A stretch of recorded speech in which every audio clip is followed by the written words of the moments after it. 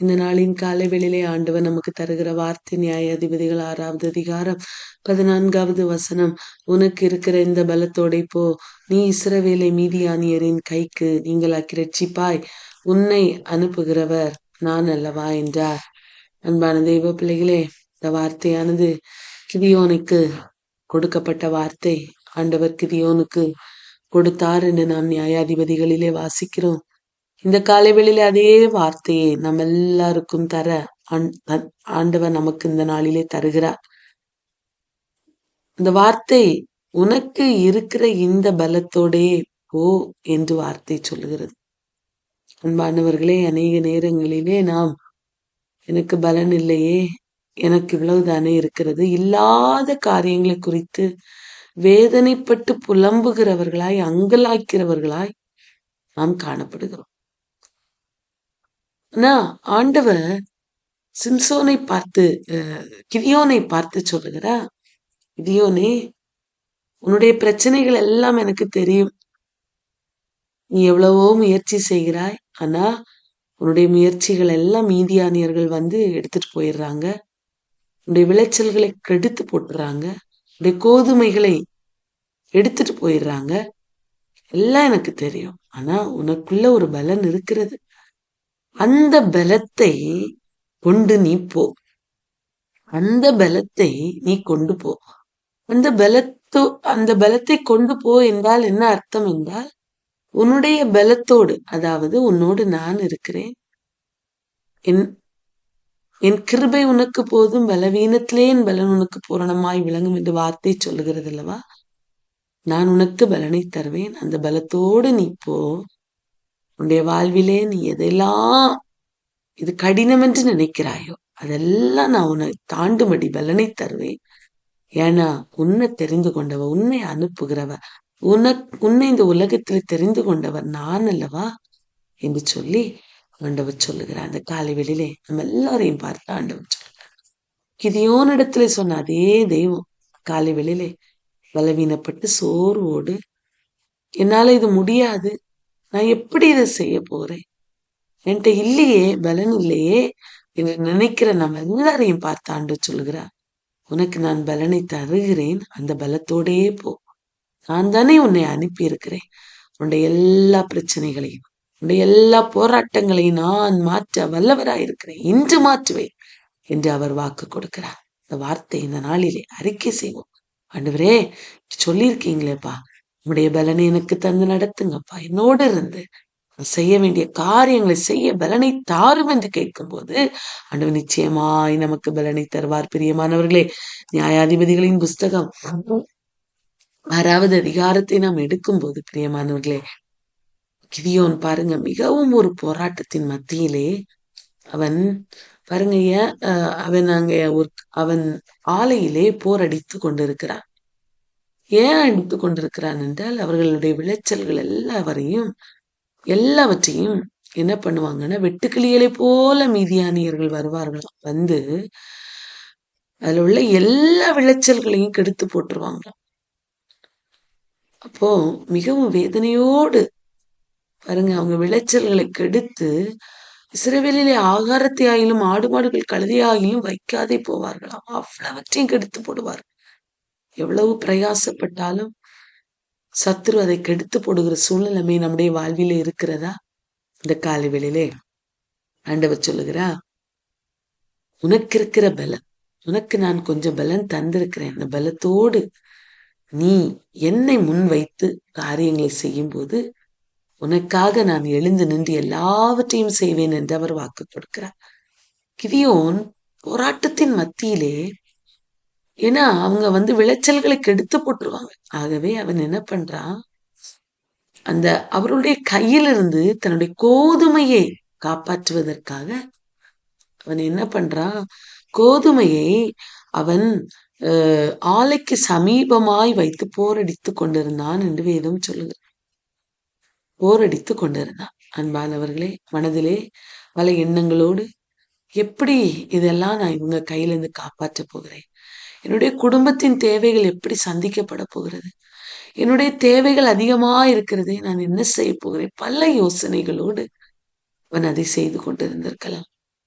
என்னுடைய ஜனங்கள் எல்லாருடைய விளைச்சல்களை கெடுத்து போடுகிறார்களே என்று பல போராட்டத்தோடு அவன் அதை செய்து கொண்டிருக்கும் போது கர்த்தருடைய தூதனானவர் வந்து ஒரு கர்வாலி மரத்தின் கீழ் உட்கார்ந்தார்.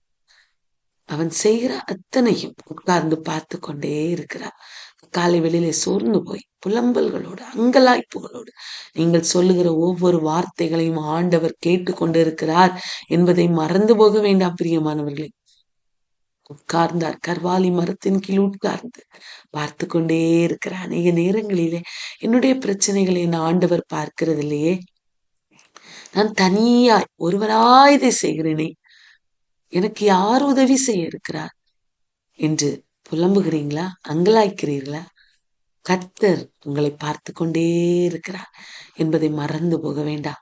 நம்முடைய சூழ்நிலைமைகள் எதுவாயிருந்தாலும் அந்த சூழ்நிலைமைகளின் மத்தியிலே அனைத்தையும் நம்முடைய தேவன் பார்த்து கொண்டே இருக்கிறவராயிருக்கிறார். அன்பானவர்களே, பாருங்க, பார்த்து கொண்டிருந்தவர் அவனை பலப்படுத்துகிறான், ஆவியிலே தைரியப்படுத்துகிறான். அதுதான் நம்முடைய ஆண்டவர். இந்த உலகத்துல மற்றவர்களுக்கும் ஆண்டவருக்கும் உள்ள வித்தியாசம் அதுதான். அவர் பலப்படுத்துகிறவர். உனக்கு இருக்கிற பலத்தோட போன்னு சொன்னவர் அல்லவா?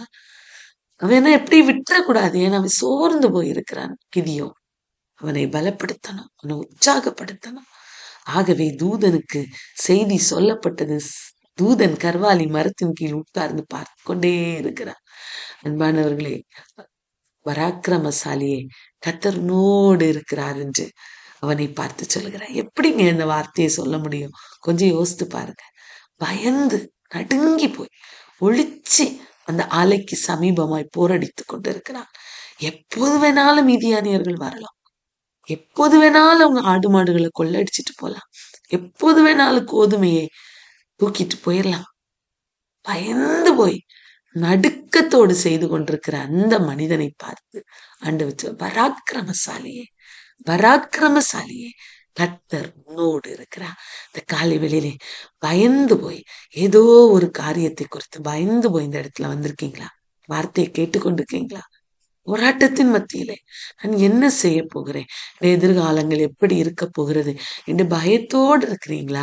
ஆண்டவர் உங்களை எல்லாரையும் பார்த்து சொல்ல, பராக்கிரமசாலியே, கர்த்தர் உன்னோடு இருக்கிறார். பராக்கிரமசாலியே, கர்த்தர் உன்னோடு இருக்கிறார் என்ற வார்த்தை இந்த காலை வெளியில கொடுக்கிறார். அன்பானவர்களே, அப்பொழுது கிதியோன் கேட்கிறான், நீர் அழகாக சொல்லிவிட்டீர் கர்த்தர் உன்னோடு இருக்கிறார் என்று. ஆனா கர்த்தர் என்னோடு இருந்தா இதெல்லாம் எப்படிங்க எங்களுக்கு நடக்கும்? ஏன் எங்க வாழ்வில் இவ்வளவு போராட்டம்? எங்களை அவர் தானே எகிப்துல இருந்து கூட்டிட்டு வந்தாரு. அடிமைத்தனத்திலிருந்து விடுவித்தவர் அவர் அல்லவா? அவர் எங்களுக்காக செய்த அற்புதங்கள் எங்கே? அவர் சொன்ன காரியங்கள் எல்லாம் எங்க போனது? கர்த்தர் எங்களை கைவிட்டு விட்டு எங்களை மீதியானியர் கையில ஒப்பு கொடுத்து விட்டாரு. நீர் இப்பொழுது வந்து நின்று கொண்டு சொல்லுகிறேன், கர்த்தர் உன்னோடு இருக்கிறார், பராக்கிரமசாலியே என்று கூப்பிடுகிறீரே என்று கேட்டிருப்பார் பிரியமானவர்களே. அதுதான் வேதம் சொல்லுகிறது. கர்த்தர் எங்களோடு இருந்தா இதெல்லாம் எப்படி நேரிடும்? கர்த்தர் எங்களை விட்டு போயிட்டாரு. அவர் எங்களை மீதியானியர் கையில கொடுத்துட்டு போயிட்டார். நாம கூட அநேக நேரங்களிலே பிரச்சனைகள் போராட்டங்கள் வரும்போது கர்த்தர் எங்களை கைவிட்டுட்டாரு.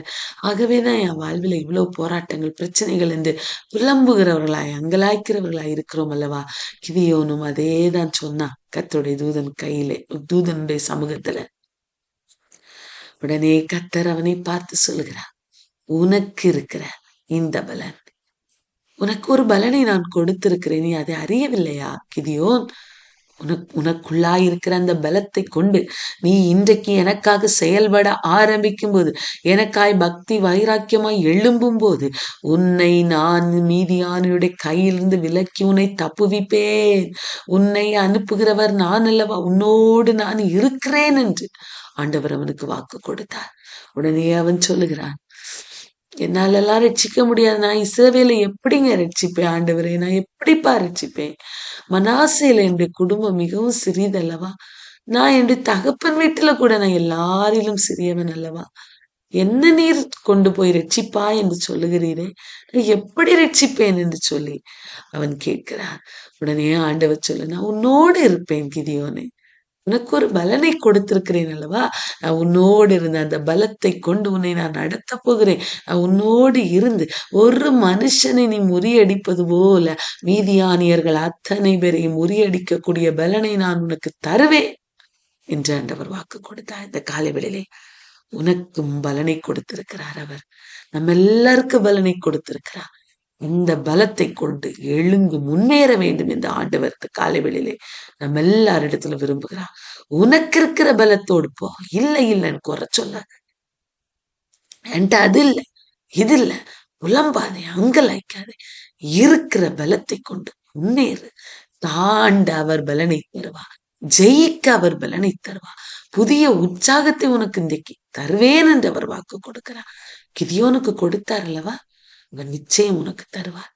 அவன் கேட்கிறான், எனக்கு ஒரு அடையாளத்தை காண்பிக்கணும் ஆண்டவர், இதெல்லாம் சொல்றீங்கல்ல, எனக்கு ஒரு அடையாளம் இன்னைக்கு காட்டிருங்கப்பா என்று கேட்டபோது ஆண்டவர் அவனுக்கு அடையாளத்தையும் கொடுத்தார். அவன் கொடுத்த பலி எல்லாவற்றையும் அங்கீகரித்தார். பிரியமானவர்களே, அது மாத்திரம் அல்ல, அவன் செய்ய வேண்டிய காரியத்தை ஆண்டவர் அவனுக்கு சொல்லி கொடுத்தார். என்ன தெரியுமா? அவன் சொல்லுகிறான், நீ அந்த கிதியோன் பாருங்க, ஆண்டவர் தன்னோடு பேசின அந்த இடத்துக்கு யெகோவா ஷாலோம் என்று சொல்லி பெயரிடுகிறார். யெகோவா ஷாலோம் என்றால் சமாதானம் தருகிற தெய்வம். உனக்கு ஒரு சமாதானத்தை ஆண்டவர் அன்றைக்கு கொடுத்தார். இன்னைக்கு சமாதானம் இல்லாமல் இருக்கீங்களா? இந்த காலைவேளையில் இப்பொழுது நம்ம எல்லாருக்கும் சமாதானத்தை தரும்படியாய் அவர் யெகோவா ஷாலோமாய் எழுந்தருளி இருக்கிறார். அன்பானவர்களே, அவர் இன்று நமக்கு சமாதானத்தை தந்து நம்மை பலப்படுத்தி உற்சாகப்படுத்தி அவர் நடத்த வல்லவராயிருக்கிறார். அடுத்த ஆண்டவர் அவனுக்கு சமாதானத்தை கொடுத்துட்டு சொல்றாரு, நீ செய்ய வேண்டிய காரியம் ஒன்று உண்டு. நீ மீதியானியர்களை ரட்சிப்பதற்கு முன்பதாக உன்னுடைய வீட்டை நீ பரிசுத்தப்படுத்தணும். உன்னுடைய எல்கைகளை நீ பரிசுத்தப்படுத்தணும். கிதியோன், உன்னுடைய தகப்பனுக்கு ஒரு பலிபீடம் இருக்கிறது, பாகாலின் பலிபீடம் உன்னுடைய குடும்பத்துல இருக்கிறது. அதை நீ வெட்டி போடணும், அதை தகர்த்து போடணும். அங்க இருக்கிற தோப்பை நீ வெட்டி போட்டுறணும். ஆண்டவர் அவனுக்கு வாக்கு கொடுத்தார். அன்பானவர்களே, அதே போல பாருங்க, அங்கே இந்த கிதியோன் என்ன பண்ணுகிறான்னா, தகப்பனுடைய அந்த அந்த பாகாலின் பலிபீடத்தை வெட்டி இந்த இரவிலே செய்தான் என்று வேதம் சொல்லுகிறது. அன்றைக்கே செய்தான். பரிசுத்த குறைச்சல்களை அவனுடைய குடும்பத்திலிருந்து அகற்றினான். அன்பானவர்களை, நடந்தது என்ன? அவன் ஆண்டுடைய வார்த்தையை கேட்டு கீழ்ப்படிந்து அவனுடைய குடும்பத்தை பரிசுத்தப்படுத்தின போது கர்த்தர் அவனுக்காக அவன் மேல பலத்தை பொழிந்தருளி, பராக்கிரமத்தை பொழிந்தருளி அவனுடைய வாழ்விலே அற்புதத்தை செய்தார். மீதியானியர்களை ரட்சிக்க அவனை எடுத்து பயன்படுத்தினான். அவனை கொண்டு வித்தியாசமான விதத்துல ஆண்டவர் மீதியானியர்களை ரட்சித்தார் என்று வேதத்துல வாசிக்கிறான். அன்பானவர்களே, இந்த காலை வேளையிலே சோர்ந்து போய் வந்திருக்கீங்களா? புலம்பி அங்கலாய்க்கிறவர்களா இருக்கிறீங்களா? என்னால முடியாதுன்னு நினைக்கிறீங்களா? ஏதோ ஒரு பயம் உங்களை ஆளுகை செய்துட்டு இருக்கா? இன்றைக்கு ஆண்டவர் உனக்கு இருக்கிற பலன், அந்த பலத்தை கொண்டு நீ போ. நான் உன்னை கொண்டு பெரிய காரியங்களை செய்ய போகிறேன். இந்த காரியங்களை நான் செய்கிறதற்கு முன்பதாக நீ செய்ய வேண்டிய காரியம் உண்டு. உன் வாழ்வில் இருக்கிற பரிசுத்த குலைச்சல்களை நீ மாற்றணும். உன்கிட்ட ஏதோ ஒரு காரியம் பரிசுத்த குலைச்சலா இருக்கிறது. பரிசுத்தம் இல்லாமல் இருக்கிற உன்னுடைய காரியங்களை நீ பரிசுத்தப்படுத்தி தூய்மைப்படுத்தி நீ இன்றைக்கு ஆண்டோடைய சமூகத்துல ஒப்பு கொடுக்கும் போது உன்னோடு இருந்து அவர் பெரிய காரியங்களை செய்கிறதை நீ பார்ப்பாய். உன்னோடு அவர் வருவார். எழுந்து உனக்காக அற்புதங்களை செய்கிறதை உன் சொந்த கண்கள் காணும்படி செய்வார். இந்த வார்த்தையை நாம் விசுவாசித்து அறிக்கை செய்வோம். இன்று ஆண்டவர் ஒரு பெரிய அற்புதத்தை செய்வார். நம்மை ஒப்பு கொடுப்போம். நம்மில் இருக்கிற பரிசுத்த ஆண்டவருக்கு பிரியமில்லாத காரியங்களை நம்ம விட்டு மாற்றி நம்மை ஆண்டுடைய சமூகத்திலே ஒப்பு கொடுப்போம். ஆண்டவர் பெரிய காரியங்களை நம்முடைய வாழ்விலே செய்வார்.